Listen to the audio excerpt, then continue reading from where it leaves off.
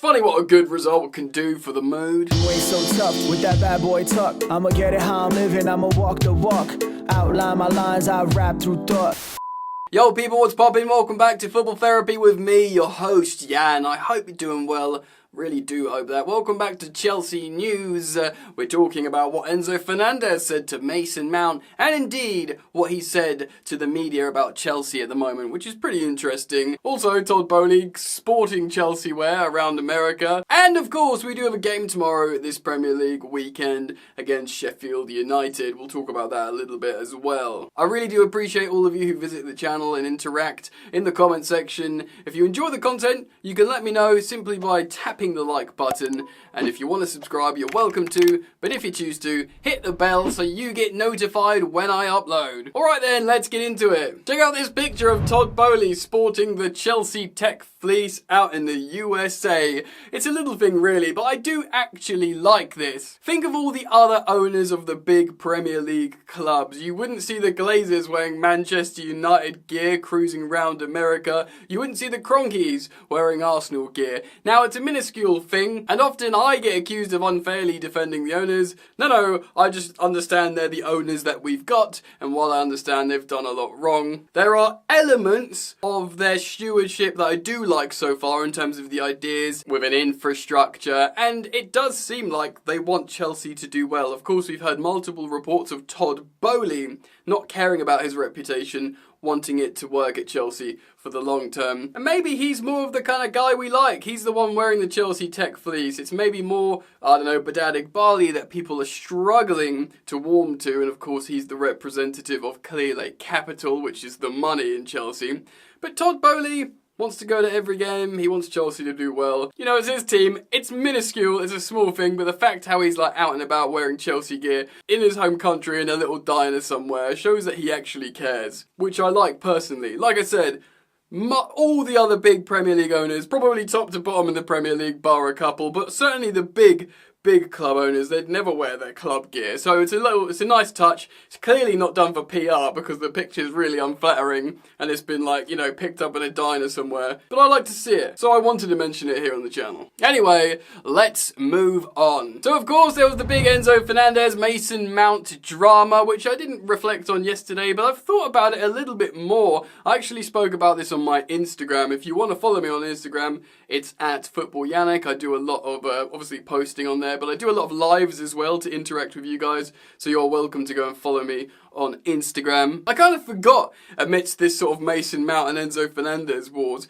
that they actually obviously played together at Chelsea for 6 months. In my head, I just sort of parked Enzo with like Caicedo, like we bought him in the summer, but no, of course we didn't. We bought him in last January, and we relentlessly played him every single game. But my brain failed to match that, oh yeah, he was teammates with Mason Mount for 6 months. So has that given him like a particular insight to be so angry with Mount? Now, before I speculate here, this is not a hit piece on Mason Mount. He is genuinely a nice guy. He represents whatever club he plays for really well and professionally, and he absolutely deserves the right to make whatever career choices he chooses in life. We have to be adults about this, but I always say as well, when you make the decision to go from south to north, from blue to red, from Chelsea to Manchester, you are effectively defecting to the enemy, and you've got to roll with the punches that you get in the theatre of football. So, that being said, it was interesting to see Enzo get all up in his grill, calling him a "see you next Tuesday," and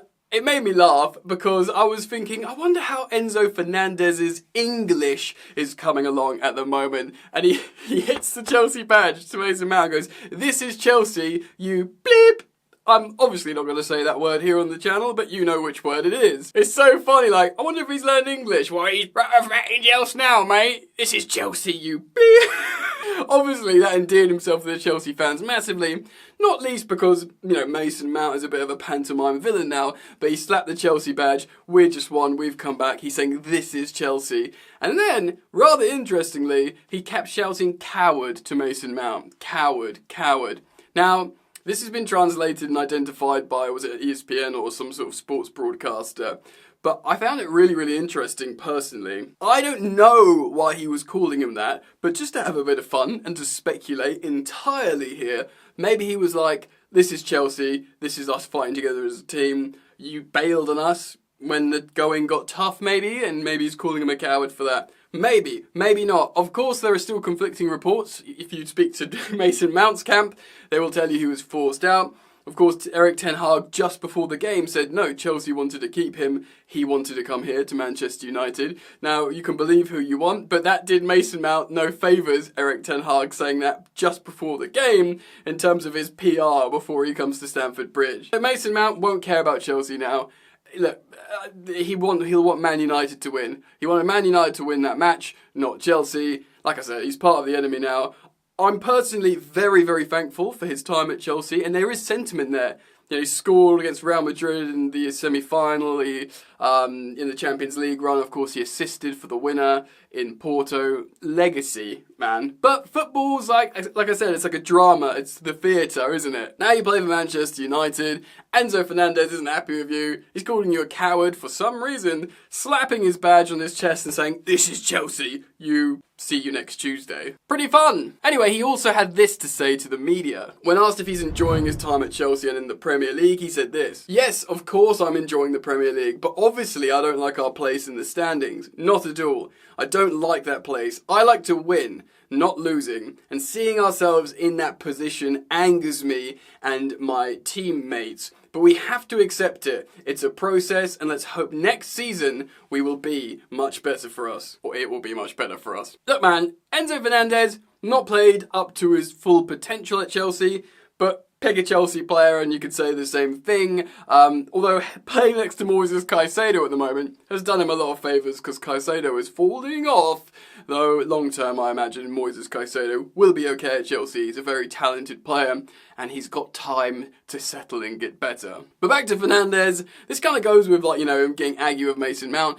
I think last season he had a bit of a ruckus with Manchester United as well, despite literally just landing in Chelsea. This is why Chelsea fans, many of them, love Enzo Fernandez already. Because I was saying, again on my social media, I was saying this guy was playing in Argentina, he went to Portugal for 6 months, he went to Qatar to win the World Cup, and then he played in the Premier League for 6 months in a mental Graham Potter team. But despite that, he was like, "Alright, I'm Chelsea, this is my badge, this is Chelsea." And he's done kind of what Thiago Silva did, so maybe this is like a South American thing. But he's alright, this is my home, this is my badge, I'm going to fight for it immediately. And Chelsea fans love that. He shows passion, he's got that Argentinian grit, which is very, very nice in a team that's largely constructed of soft boys of Chelsea. So to have someone a little bit hard in there, double hard, it's proper good, because this is what we had as Chelsea growing up in the 90s, noughties, and the 2010s and beyond. We had a little bit of grit and a tough team.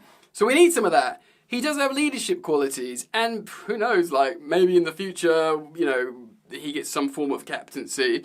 I know a lot of Chelsea fans want him to be captain, but, Reece James has got that as well. So, Reece will come back and we'll have a little bit more edge, I think. Anyway, let me know what you think about the whole Enzo Fernandez thing. I think it's an interesting talking point. Feel free to talk about the performances from all the expensive midfielders. But yeah, what do you think about his leadership qualities and that little sort of aggressive edge? Comment down below, and let's move on and talk about the game this weekend. So Chelsea are playing Sheffield. They are probably the worst team in the Premier League. They're playing at home, but I don't think they're any better at home than they are away. Chelsea, though, always give up a goal. Now, I believe Sheffield got a goal at Anfield, so I feel like they'll probably find a way to score a goal against Chelsea, a Chelsea side that concede about 4 million shots per game. Now, this is a really interesting opportunity for Pochettino to make a decision. Does he stick with what he thinks is going well, or does he twist a little bit in a game where you think you have an opportunity to try something new because you won't get an easier game for the rest of the season? Touch wood, in theory. Do you know what I mean? People were saying to me, "Jan, do you think you should go to a back three?" I don't think so, to try and shore things up maybe, and of course we meet Man City in the semi-final at Wembley, and maybe if we can find a different way to play to catch them out, more defensive, maybe. But the thing is, I personally think that when Pochettino this season has set up deliberately in a unique way to what's normal, he's done quite well. Away at the Etihad when we got a 1-1 draw, etc. Really quite defensively sound and resolute. And that was with a back four system. My issue with Chelsea, with Pochettino's Chelsea, is the default plan, Plan A, the original tactics that's what's failing us, and we're like letting up loads and loads of chances. When he does a specific game plan for each big games, he seems to do all right. But when he tries to implement his general philosophy, like this is how Pochettino's Chelsea is going to try and play, we just give up loads and loads of chances. So I don't think we need to change formation. I still think in big games, he'll say, right, we're just going to sit deep and play in the channels, and we might not concede as many goals. But the way we are playing currently, we're so vulnerable in transition. Of course, that Chelsea-Man United game was just a caricature of this for both teams as their weaknesses. Both playing a 4-2-3-1 that is really poor in transition and without the ball and just giving up so many chances. That has to change. And despite what many people think, I don't think that bringing in Thiago Silva is the solution. For a multitude of reasons. One, he's obviously not fast and he's very old. He's allowed to be. He's literally in his 40th year of life. He's coming off cold off the bench. I know that shouldn't really affect him because he's so experienced, but there will be an element of that. And look, man, if people think, well, Thiago Silva, he's a calm head, he'll sort everything out around him. I don't think just dropping him into this team, he can fix the problem. I think it's tactical. I don't think it's like psychological with the players, and he's not going to fix the tactics. So you might as well have a centre-back back there that's fast and can have recovery speed. That's the way I see it at the moment. Look, that back four against Manchester United, that's not our first choice back four, not even one player. For me, it's of course Reece James, and that's no disrespect to Malo Gusto, who's been amazing. It's Reece James, Wesley Fofana, Levi Colwill, and Ben Chilwell. Yes, Ben Chilwell's been in poor form, but he's still the better, more appropriate left back to play in this Pochettino system. I still have faith in him to return to form. And even not, Gusto, fine, play Gusto left back. He's a dynamic fullback, can get up and down. Koulibaly is great, he's useful, but I don't think he's the kind of player that should be starting at left back in this style of football. So that was a completely different back four, and that for me would play better than what we've seen recently. And on top of that, you need to be protected by a cohesive, confident and calm midfield, which of course we do not have, especially when Moises Caicedo is passing the opposition the ball to go and score. That needs to be ironed out, and that will over time. They're still young players, they're still settling into just an insane team, and it is all mental still, and everyone's to contribute to that. The owners, the sporting directors, the coaching team as well. Everything. The medical team as well. Chelsea, top to bottom, have contributed to creating this situation of disharmony. Now, I don't think it's terminal, and that's why I'm not been overly dramatic for ages. I think they will all get better, and they will all calm down, and they will all learn each other better. Plus, we'll probably add one or two players that will make it all gel. So, I've kind of been relatively chill about it. But yeah, you need a cohesive midfield to make the defence defend better. In terms of rotation, I would actually like to see a little bit. I feel like I'll still start Nico Jackson up top as the striker. He can't drop Cole Palmer, of course, especially when he's running so hot. I do think maybe he'll start Raheem Sterling over Mykhailo Mudryk, because I think we'll have so much of the ball. Sterling is a little bit of he's quite an accomplished dribbler, and he needs some time. We're paying him so much money, and he's, off the bench recently. He's looked okay. So he deserves a chance to play against Sheffield, let's be fair, guys. And I would really like to see Carney Chukwuemeka start in the number 10. I think he's so appropriate for that, Carney Chukwuemeka. I think he's like the most appropriate profile we've got. I know people will say, Mudryk looks great there. Oh, that's for Nkunku. Or, Gallagher needs to carry on playing there. And you might all have strong cases, but I think in terms of a true number 10 in a 4-2-3-1, he can play in tight spaces and combine. Carney's great, mate. And he loves a goal as well, so I think he deserves a chance there. And then maybe in the double pivot, you start Enzo and Gallagher, and you sort of let Caicedo ride the bench and think about his performances a little bit. I do feel sorry for him, Moises Caicedo, and I don't like Conor Gallagher playing in the pivot, but he's going to be better there than a sort of, a Cassidy or a more attacking midfielder. So personally, that's what I'd do. Of course, you could always play Trevoh Chalobah in defensive midfield, but I don't think personally that Pochettino will go for that. So yeah, in terms of fullbacks, if Chile's good to start, you start him, you start Gusto. Centre-backs, we might see Thiago Silva, but I have a feeling we're just going to see one of the French guys again, and hopefully Trevoh Chalobah start. I really do feel like Trevoh needs a start because he looks the most sensible of. I was sort of criticising him when he was first brought back in the team, but in an understanding way because he was coming in cold off an injury in high-profile games.